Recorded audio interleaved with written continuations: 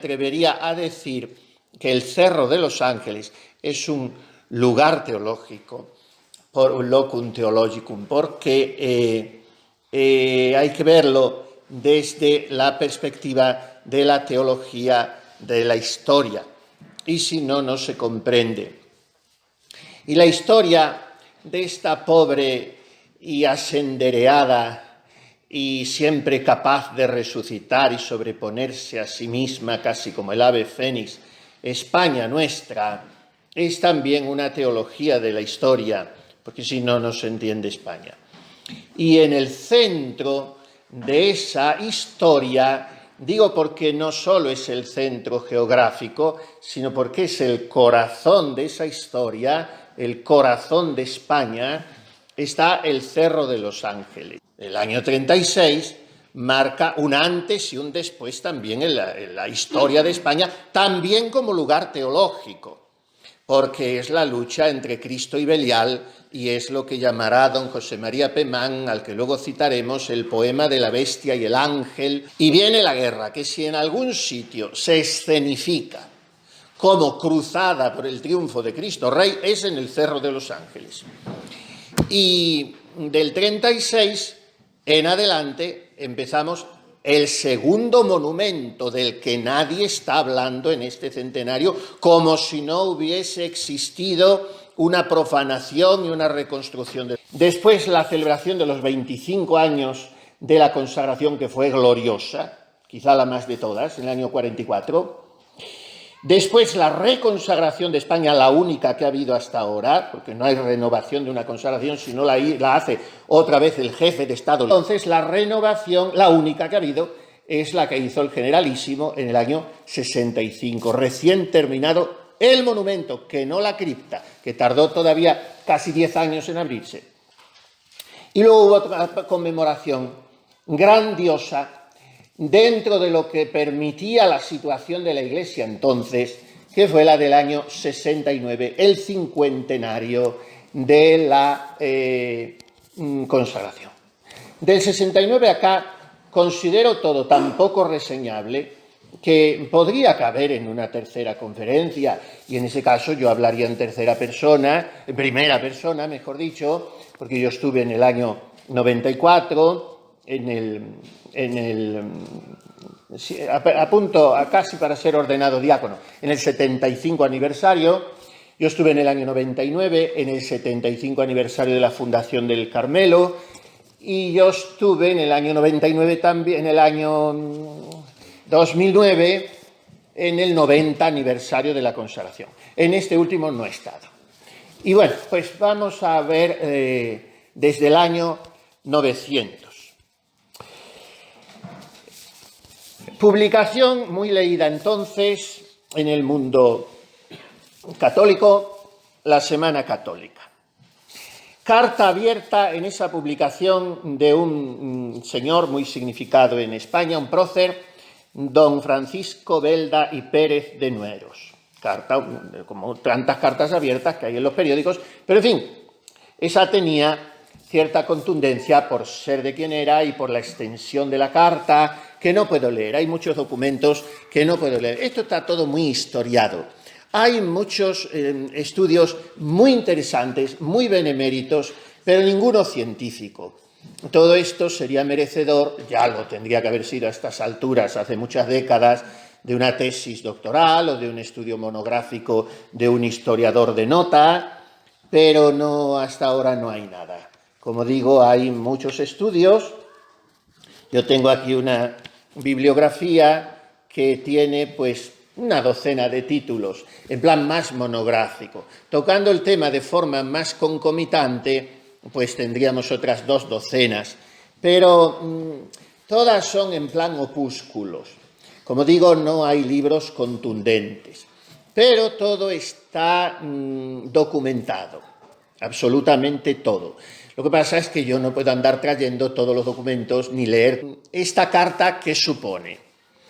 En esa carta, este señor Belda ya no solamente, hablamos de 1900, como digo, no solamente lanza la idea de un monumento al corazón de Jesús en el centro de España, Es verdad que el amor propio español estaba picado porque ya se nos habían adelantado algunas naciones hispanoamericanas. Ahora, en Hispanoamérica se habían consagrado varias naciones, como saben, la primera fue el Ecuador, le costó no solo el gobierno, sino la vida a García Moreno, lo mismo que luego le costaría en algún sentido el trono a Alfonso XIII. ¿Solo les costó el gobierno consagrar el corazón de Jesús? Seguramente no, no hay que ser simplistas, pero que el consagrar al corazón de Jesús fue ingrediente de que fuesen derrocados, seguramente también, eso está claro.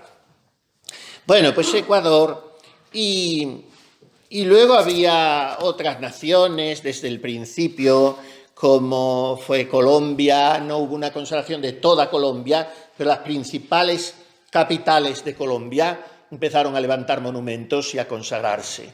Y México, aunque fue un poquitín después, a partir del 23, con todo el movimiento de los cristeros, la guerra, y Uruguay y Perú, ya veremos la influencia que tiene Perú en el monumento de España, que es grandísima. Y entonces este señor Belda lanza la idea no solo de hacer un monumento, sino que lo describe prácticamente como lo vemos nosotros hoy.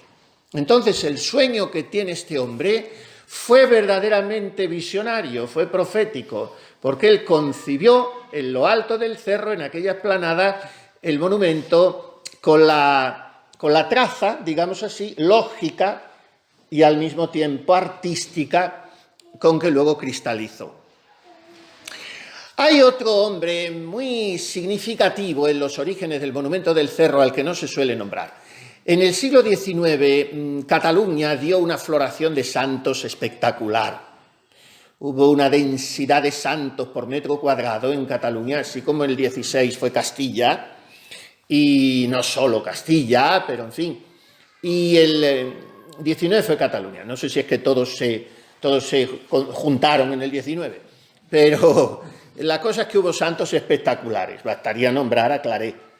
Bueno, pues hubo un santo muy dedicado a la formación sacerdotal, devotísimo del corazón de Jesús, Mosén Sol, el beato Manuel Domingo y Sol, que además fue muy devoto, el fundador de los operarios diocesanos, que llevaban casi la mitad de los seminarios españoles, y además este hombre, muy amigo del cardenal Merry del Val, que le ayudó a fundar el Colegio Español en Roma, y en fin, muy bien relacionado, un hombre muy, muy sabio, del corte también muy parecido a Osó.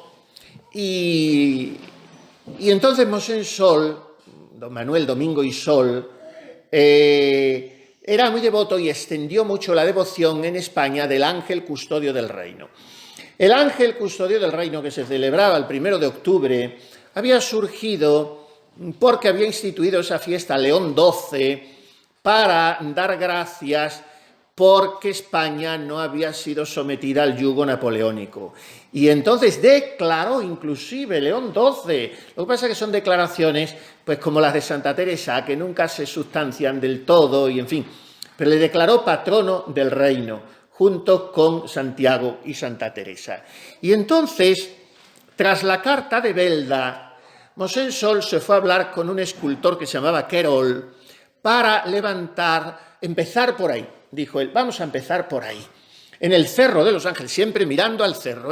Tengamos presente que el cerro era a 2 leguas de Madrid, no tiene absolutamente nada que ver con lo que vemos hoy, claro, con las autovías, con las industrias, era el campo horrible del sur de Madrid, y allí una colina pelada. Y pensemos lo que era ese cerro, pues como si vamos por aquí, por cualquier carretera, y vemos un erial de hierbajos secos, y no hay nada más. Eso sí, en lo alto una ermitica de la patrona de Getafe. Pero ahí no había nada, y los accesos, imaginémoslo, con caminos de piedrecillas, en fin, no hay que pensar en el cerro de hoy. Y entonces aquellos señores pues eran un poco locos, un poco quijotes. Y Mosén Sol habla con ese Querol, que era un buen escultor, para levantar un monumento al Santo Ángel Custodio de España en el Cerro de los Ángeles. Pero se concebía como una cosita modesta a la entrada de la ermita, un pedestal, en fin, todo muy razonable. Y en 1902 fue a ver el sitio exacto Mosén Sol, para ver dónde se podía levantar aquel monumento. Y en 1908 muere Mosensol, pero sin haber abandonado la idea de ese monumento al ángel custodio de España, que después tuvo otras derivaciones en su cristalización y nunca llegó a hacerse. Hay, de hecho, ustedes lo sabrán, en la parroquia de San José de Madrid, que había sido de los Carmelitas Descalzos, la antigua de San Hermenegildo, donde hubo los capítulos a los que acudió San Juan de la Cruz, el padre Gracián. La historia de San José la parroquia de San José tiene una historia bárbara. Allí se descubrió providencialmente, y la tienen precisamente las Carmelitas Descalzas del Cerro de los Ángeles, yo lo escribo en uno de mis libros, la capa de Santa Teresa, que estaba allí, nadie lo sabía, escondida. Allí se bautizaron muchos santos, Santa María Micaela del Santísimo Sacramento, en fin. Y allí hay un altar al ángel custodio de España, el único que yo conozco, porque se erigió la cofradía y se consagró ese altar en 1920, al año del Cerro, con la asistencia de la reina doña Victoria Eugenia y la inscripción en la asociación de toda la familia real, naturalmente de Alfonso XIII. Se hizo hacer también a otro catalán, Paciano Ros, un grabado que ustedes habrán visto por ahí seguramente reproducido, que era el ángel custodio de España con una espada desenvainada en el centro del mapa de España. Y un poco más arriba el corazón de Jesús ardiendo en llamas y en torno de él la Inmaculada, Santiago y Santa Teresa. Todo eso se pintó así a inspiración del beato Manuel Domingo y Sol. Bueno, la cosa es que el arquitecto Luis Quijada, que había sido de los primeros que empieza en el Cerro, proyecta las estatuas de San Miguel y del ángel custodio de España a la entrada de la explanada del Cerro. Esto nunca se llega a hacer, ni siquiera cuando Franco reconstruye el monumento. Últimamente, hace cosa de 7 u 8 años, las Carmelitas del Cerro, a la entrada de su portería, han puesto una pequeña estatua a San Miguel, allí en el Cerro de los Ángeles. Pero sigue faltando el ángel custodio de España. Sigamos dando pasos. Se ha muerto Mosensol, la carta de Belda se ha quedado ahí, muy bonita idea, pero tal día hizo un año. Y en 1911 tiene lugar el Congreso Eucarístico de Madrid, que fue apoteósico. Tiene un final inesperado, entra la procesión con su Divina Majestad en el Salón del Trono, se entroniza ya Jesús sacramentado y ante él, casi espontáneamente, por lo menos preparado con muy poca antelación, Alfonso XIII lee una fórmula de consagración de España, con lo cual no habría sido en puridad la primera, la del Cerro, pero fue la primera pública y oficial. Y entonces resurge la idea del monumento. Todos hemos oído hablar de don Ramón de Nocedal, era todo un prócer, adorador nocturno y terciario franciscano. En 1914 se pone en movimiento este hombre e interesa muchísimo en el proyecto del monumento del Cerro al padre Rubio, el gran apóstol de Madrid, hoy San José María Rubio, vida también interesantísima. Yo la escribí para su canonización en el año 2003. Y el padre Crowley, que era un peruano de ancestros chilenos que había apenas llegado a España, religioso corazonista, para emplearse en el apostolado de la entronización del corazón de Jesús en las familias. Y a ambos les habla Nocedal, a Crowley y a Rubio, de un monumento en un lugar céntrico de Madrid, o sea, entre las calles o plazas de la capital. Entonces ya no se habla de Cerro. Yo no sé si hay algún monumento al corazón de Jesús en Madrid. Al corazón de María sí sé que hay uno, pero lo que sí sé también es que seguramente es la única capital del mundo que tiene un monumento al demonio. En el Retiro tiene el monumento a Luzbel. Y bueno, se empieza a hablar del monumento al corazón de Jesús. Y este Nocedal también lo expone a otro corazonista, que era el padre Calasanz Baradat, muy bien relacionado porque era el director espiritual de una cosa de mucho chinchín, que era la Unión de Damas Españolas, y esta estaba presidida por la duquesa de la Conquista. que tenía mucha cosa también en la nobleza española. Total, que se va cuajando el proyecto de Belda y se empieza a hablar más bien del cerro y surgen, no vamos a decir detractores, pero en fin, opositores razonables, porque decían que aquel cerrito alejado a 13 kilómetros de la capital y allí en medio de la nada, que parecía un poco ilógico. Entonces los padres Crowley y Baradat, corazonistas, y Oliver, jesuita, empiezan a moverse y erigieron más de 80 secretariados provinciales y locales y movilizaron todos los centros del apostolado de la oración. Entonces, a partir del año 1415, España entera es un clamor en favor ya de levantar un monumento al corazón de Jesús en su centro geográfico. Ya no se discute el Cerro de los Ángeles. Y tiene en su favor esta empresa pues varones apostólicos de la categoría de los que estamos diciendo.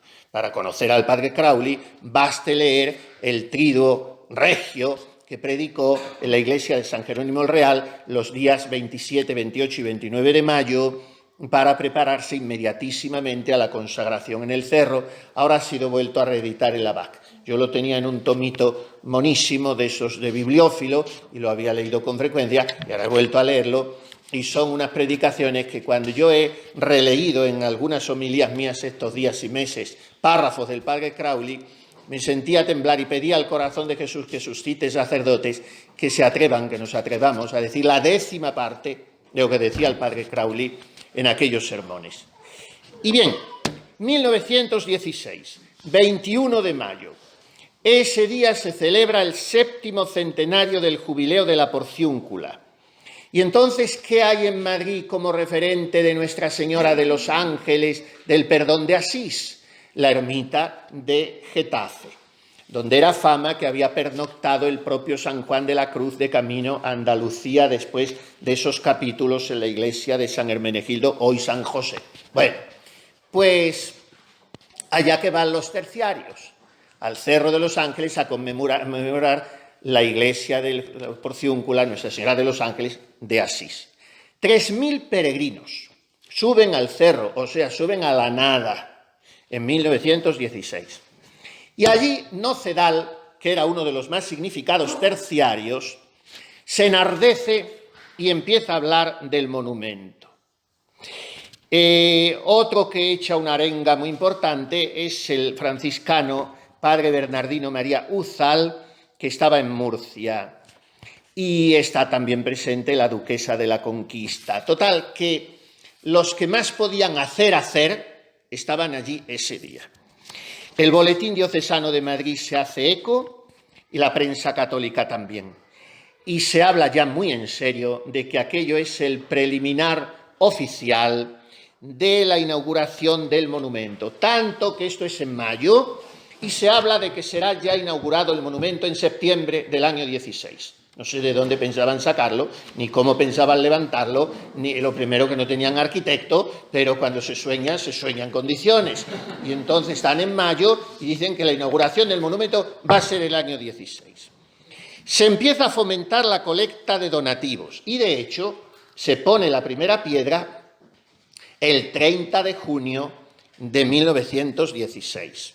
El Boletín Diocesano de Madrid, la diócesis ya se había interesado mucho en el acto. Ahora ya el Boletín Diocesano se hace eco, el proyecto se le confía a don Carlos Maura, el escultor será Irurovsky, que después pasará enseguida a entregarse el proyecto de la estatua a don Aniceto Marinas, que hará las 2 estatuas. En este momento hay que citar también un prócer español que es un santazo. Se abrió el proceso de canonización, pero ahí está muy dormido, que era el Marqués de Comillas.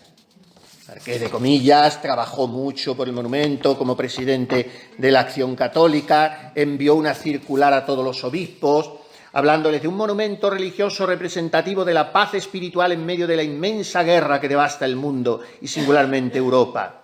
Y decía: la modestia de las cuotas señaladas de 5 céntimos a 1 peseta permite que la adhesión al monumento sea aún más que suscripción popular, una manifestación nacional del acendrado catolicismo del pueblo español.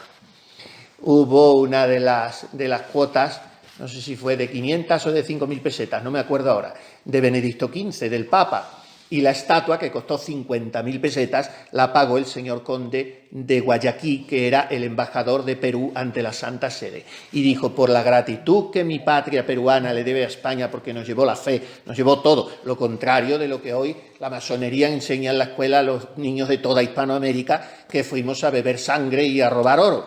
Y entonces tenían el amor a la madre patria. Y dijo, por lo que debemos a España, y pagó de su bolsillo este señor la estatua del corazón de Jesús. Bueno, pues el Marqués de Comillas debe ser reseñado, y él ayudó a don Alfonso XIII a vencer todos los obstáculos y temores para oficialmente, como soberano, hacer la consagración, y fue a la puesta de la primera piedra del convento de las Carmelitas el 12 de abril del año 25. El obispo Eijo-Garay dijo a todos los asistentes, como entonces todo señor que se preciara llevaba sombrero, porque la hecatombe de la vestimenta hoy, que es significativa de la sociedad, es una cosa absolutamente surrealista, no digo por no llevar sombrero, digo por todo, porque es un zoológico las calles, pues entonces todo señor que se preciara llevaba sombrero.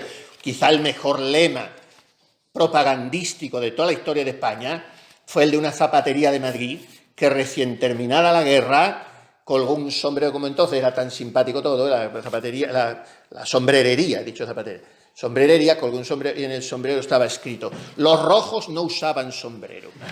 Este fue un lema propagandístico fabuloso, ¿no?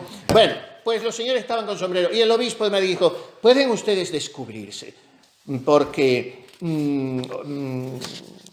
o sea, pueden ustedes cubrirse, porque como era un acto religioso, soplaba brisa, era un día un poquito fresco, era abril pero hacía fresco, y claro, tanto calvo y tanta cosa, los sombreros, y entonces el obispo, como un detalle, dijo, pueden ustedes cubrirse.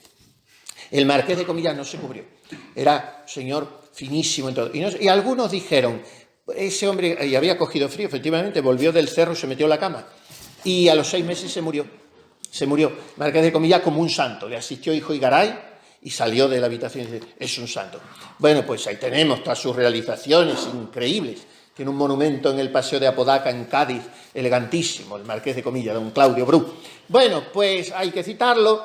Y luego el monumento descrito por sus autores es mucho más pequeño y menos majestuoso que el actual, porque el actual tiene 4 grupos escultóricos, el primitivo tenía solo 2.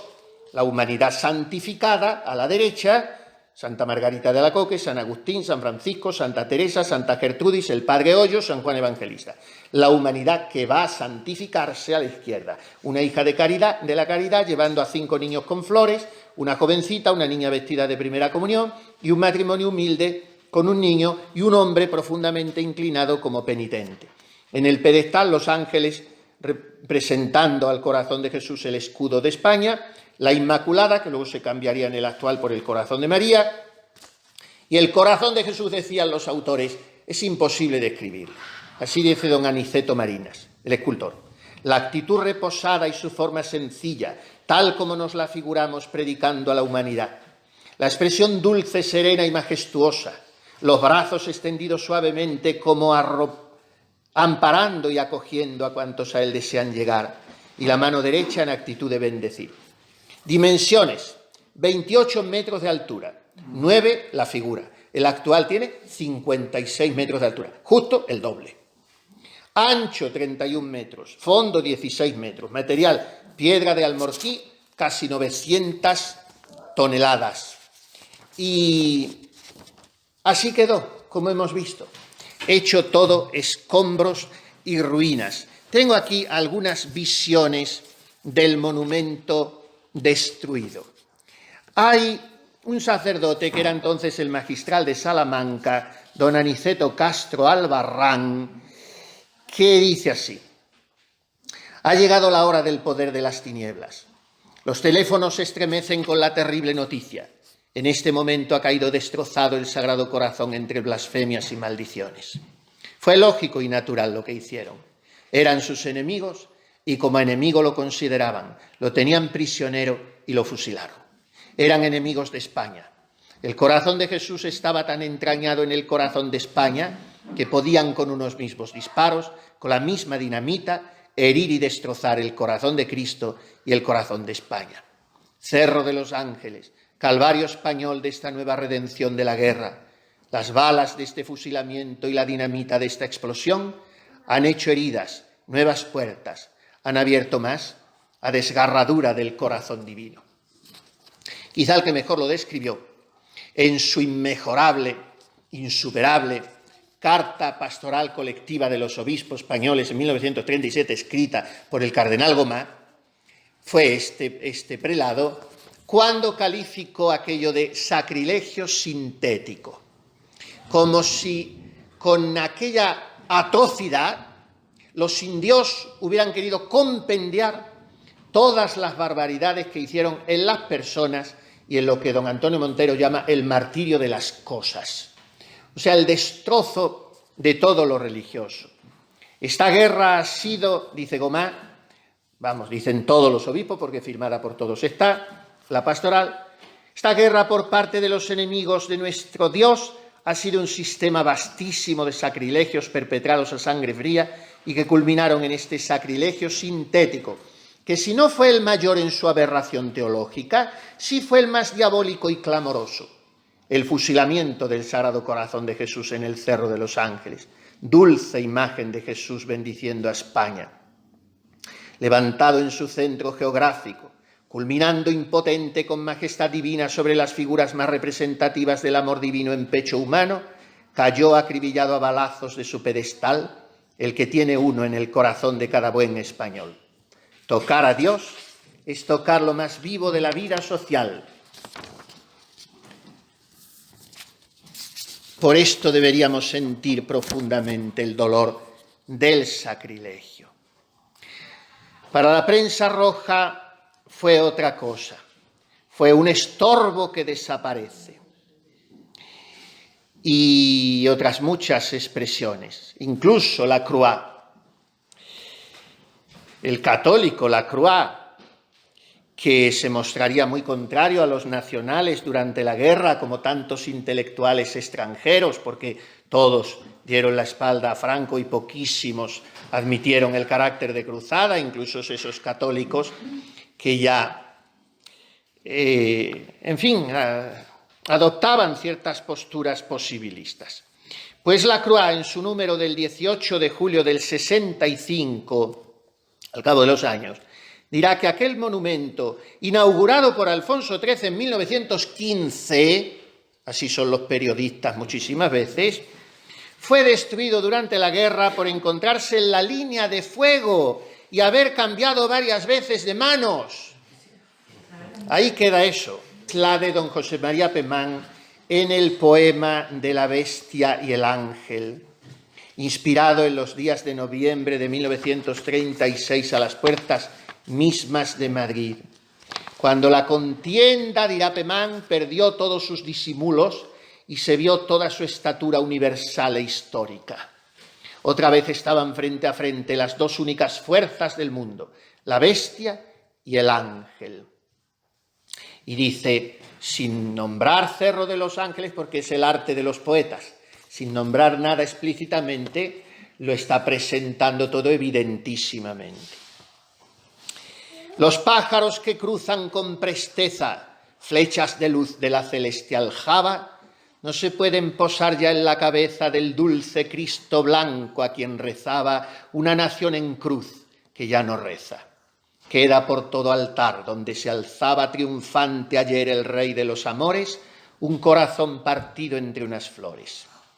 Y viendo tal destrozo revestido de luz y de rocío la alta frente coronada, va un ángel con quejido de árbol sin flor cantando amargamente: Señor, Señor, los hombres han partido tu corazón. Y él, dulce y blandamente, le responde en la luz de esta manera: ¿es acaso esta vez la vez primera?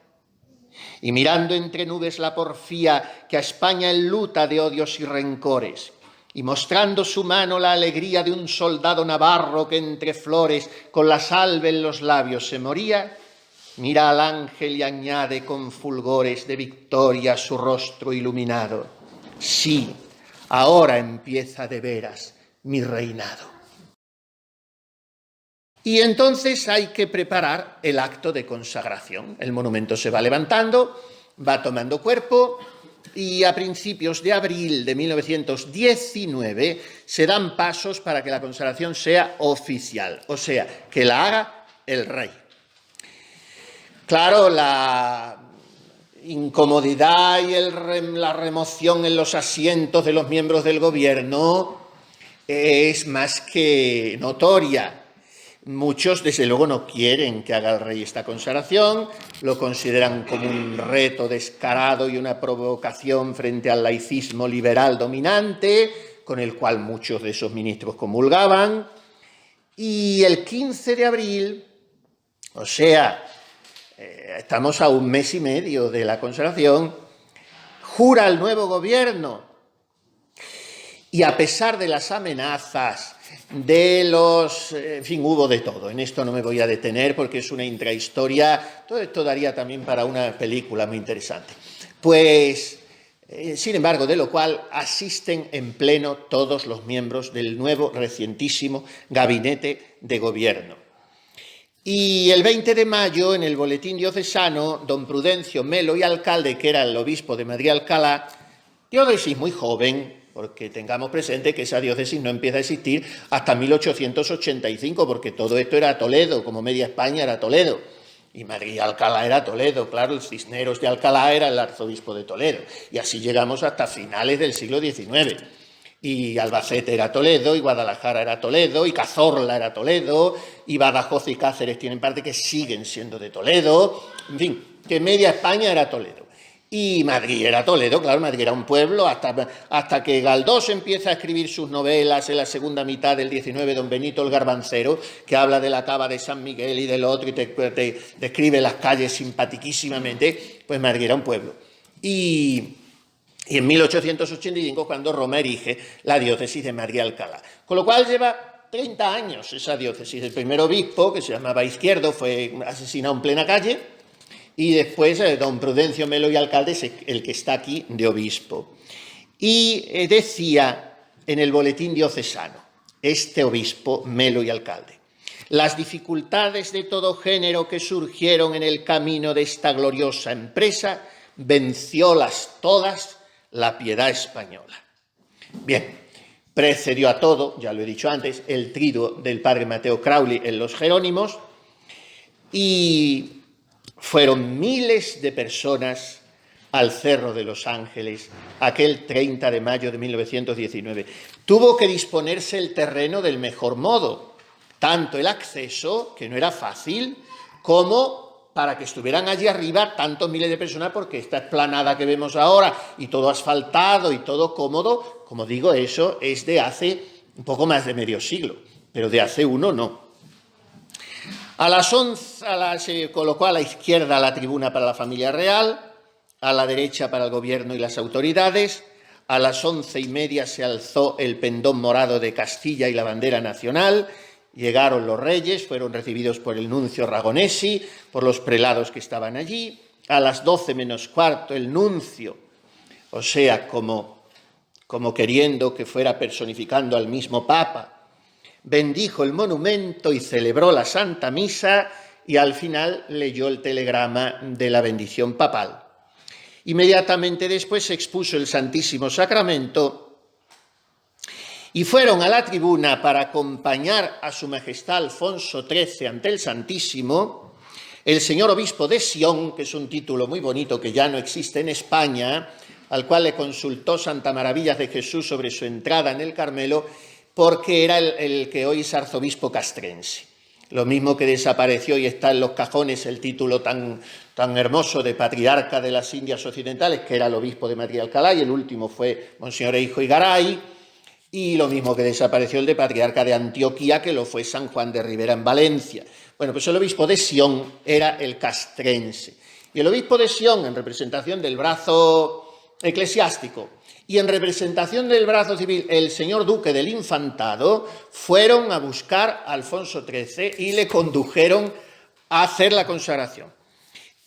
Acompañado de toda la real familia, se arrodillaron primero en la grada del altar y el rey subió las gradas hasta el lado de la epístola y recibió del duque del infantado el pergamino con la fórmula de la consagración. Y en pie, medio vuelto a la custodia y al pueblo, la leyó muy sentidamente. Yo la iba a leer, pero me alargaría mucho. Quiero decir que esa fórmula la toma el monarca, se le ofrecen dos, para que él las rehaga y las retoque con ayuda de sus adláteres, claro. Y entonces él, desechando, no por mala, pero prefirió la otra, desestimando la del Congreso Eucarístico de Madrid de 8 años antes, prefirió tomar la del Congreso Eucarístico Nacional de Valencia de 1893. Y es casi la fórmula que recitó. Después la retocaría muy poco realmente, el caudillo, cuando la repitió en 1965. La que se ha dicho ahora, bueno, pues ya ustedes la habrán oído. Y bueno, pues Alfonso XIII recitó la fórmula y después, algunos años después, poco tiempo después, le recibió una audiencia Pío XI y le dijo, refiriéndose a la consagración que había hecho en el Cerro, que tal caballerosidad era digna en todo de la historia e hidalguía del pueblo caballeroso por excelencia. Eso dijo Pío XI. Después tuvo lugar la procesión con el Santísimo hasta la ermita y desde allí la bendición del primado. Y antes habían dicho a Alfonso XIII, ya puede retirarse vuestra majestad, y él dijo, no, yo no me iré hasta que no esté reservada su divina majestad. Alfonso XIII, bueno, cada uno tendrá las inclinaciones o las convicciones o las veleidades políticas que tenga y será más de esta dinastía, más de la otra, más monárquico o menos. Alfonso XIII tuvo una monarquía muy larga, nació rey, como todos sabemos.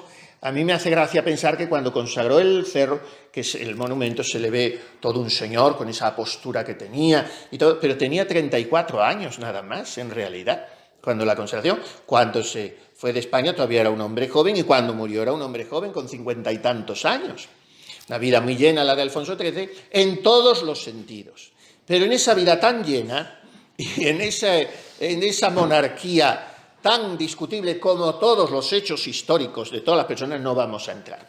Entramos en que consagró España al corazón de Jesús porque le dio la gana, porque hasta pocos días antes hubo alguna duda y Crowley le comisionaron para que fuera y verificara, como se dice, adverara aquello, que iba a ser el rey, y le dijo, entonces vuestra majestad es seguro que va a consagrar. Y Alfonso XIII, sonriendo, como era así tan campechano, le dijo, ¿por qué no? ¿Por qué no? ¿Dónde está el problema? Y consagró. Bueno, pues él no se quiso retirar hasta que se reservó el Santísimo Sacramento, el primado dio la bendición y la prensa lo llamó de todo. La prensa tuvo expresiones increíbles ya entonces, delirio y loco, desafío, locura. Uno de los que más lindezas vertió sobre el caso fue el Pablo Iglesias de entonces. Ahí tengo sus declaraciones, el fundador del benemérito Partido Socialista Obrero Español. Pues fue Pablo Iglesias uno de aquellos. El padre Zacarías García Villada, benemérito este sí, de verdad, jesuita, que fue mártir en la cruzada, escribió en Razón y Fe que aquello fue una de las manifestaciones más trascendentales de la historia religiosa contemporánea de nuestra patria.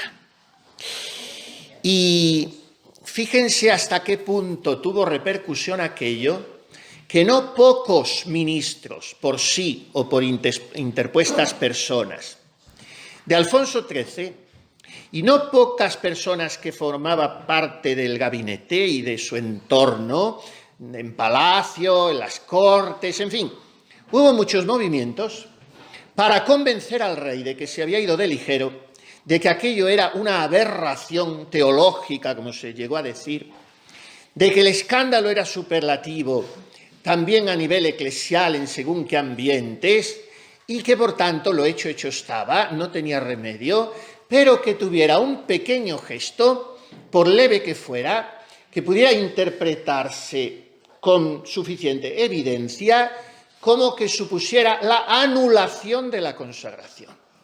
Esto se le pidió con cierta insistencia a Alfonso XIII, por compromisos masónicos, porque la masonería es principalmente la que bramó con esta consagración. Y Alfonso XIII se sonreía cada vez que le decían esto. No olvidemos que Alfonso XIII estaba vivo por el corazón de Jesús. La consagración de España al corazón de Jesús tiene su origen en un dulce tan exquisito como el marrón glacé, y el Bobby que le decían, pues le pirraba el dulce, y un día se gateó como hacen los niños por una taburete, total que descubrió donde fuera de palacio un bote de marrón glacé, con 2 añitos que tendría, o 3, no tendría más, y se lo embauló entero. Y claro, esa noche estuvo a la muerte que se moría a chorros, el niño de verdad que se moría, que lo desahuciaron los médicos. Y entonces una camarera de la reina se pone en contacto con el primer monasterio de la Visitación y una salesa le manda un escapulario del corazón de Jesús y que consagre al niño inmediatamente al corazón de Jesús. Y el niño remite el mal, remite la fiebre, remite los espasmos, remite los cólicos, porque era que se iba el niño, y resucita, y es el corazón de Jesús. Entonces Alfonso XIII fue siempre muy devoto del corazón de Jesús, pues sabía que le debía la vida, y a él le iban a venir con que anulara la consagración. Claro, no la anuló nunca. Crowley había dicho, en el triduo previo, el triduo es ese triduo, sabed que la hermosura moral de vuestro pueblo está provocando la cólera satánica de la hidra, que quisiera morder con mordedura mortal el corazón de España. Alerta, católicos españoles, que el enemigo está dentro de la plaza, el lobo está dentro del redil.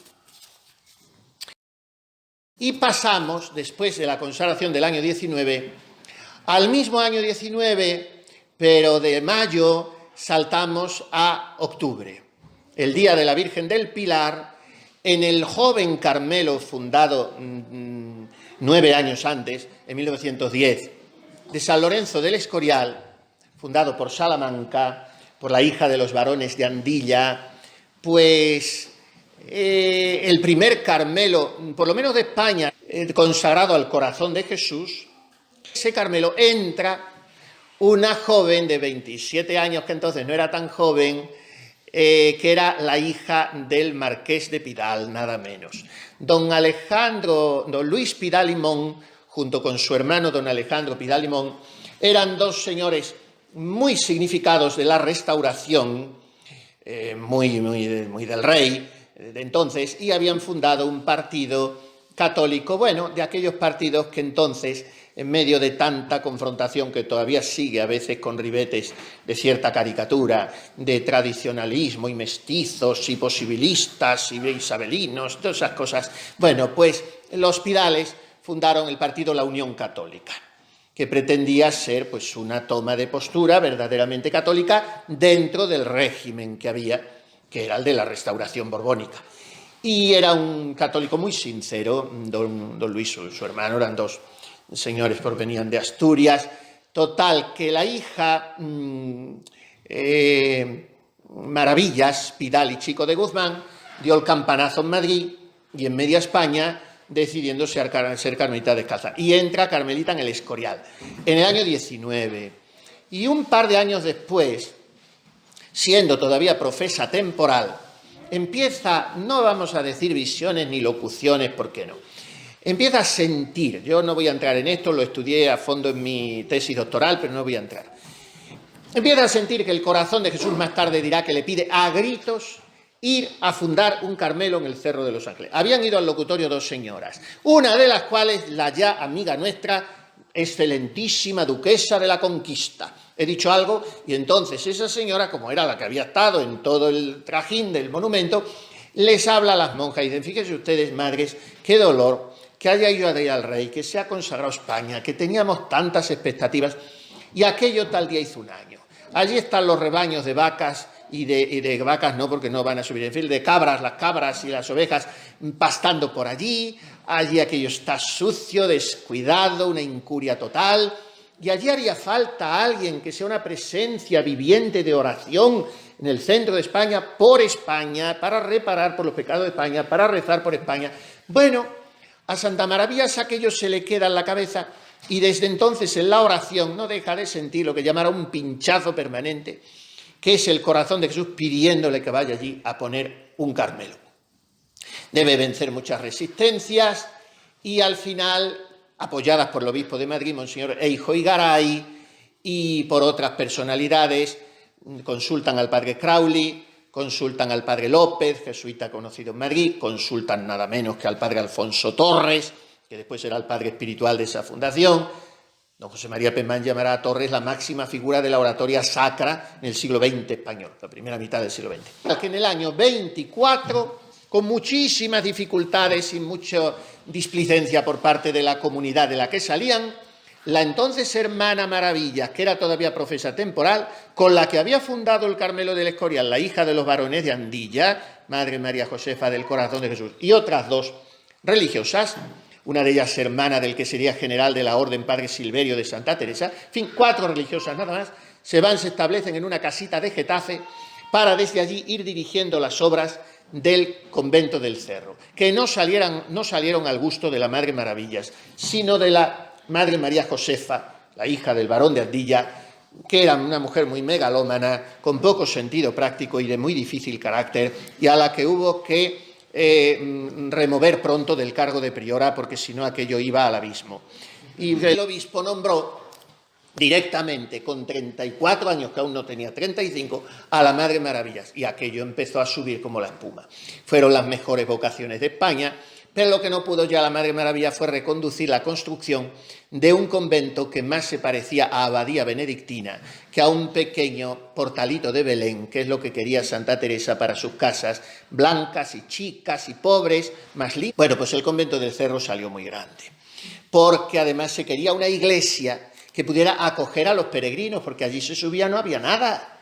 Tengamos en cuenta que la ermita de la Virgen de los Ángeles es muy pequeña, y que la cripta del Corazón de Jesús de hoy, que será todo lo fea que queramos, pero es espaciosa, porque se hizo, la construcción de la cripta fue muy latosa, y ya Franco estaba mayor y no, en fin, Carrero Blanco hizo todo lo que pudo, hasta un mes antes de morir firmó el último documento, pero se quiso otra cripta muy distinta, porque se quiso una cripta que fuera todo lo que es hoy la explanada, con lo cual se hubiera estropeado mucho la visión del Cerro de los Ángeles. Menos mal que se modificó el monumento, el proyecto a última hora, y se dejó un nártex abierto al aire libre y se ve el monumento. Si se hubiera hecho lo que se pretendía, que era la explanada como iglesia, no como cripta, hubiera sido bastante horrible, pues se hubieran cargado el cerro. Entonces más vale tener una cripta más pequeña, aunque arquitectónicamente es un poco difícil de mirar, pero bueno, pues ahí está.